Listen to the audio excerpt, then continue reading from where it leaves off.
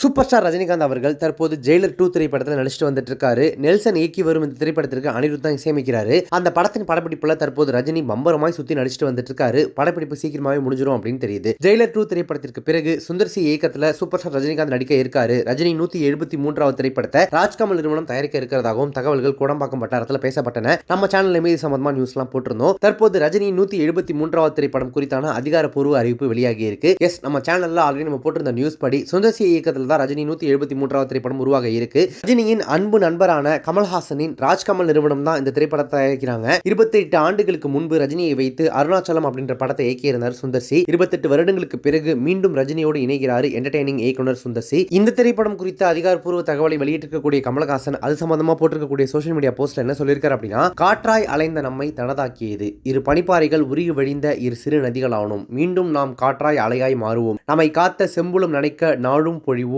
மகிழ்வோம், வாழ்க நாம் பிறந்த கலைமன் அப்படின்னு குறிப்பிட்டு பதிவிட்டிருக்காரு. இந்த படத்தை ரெட் ஜெயின் நிறுவனம் விநியோகம் செய்யறாங்க.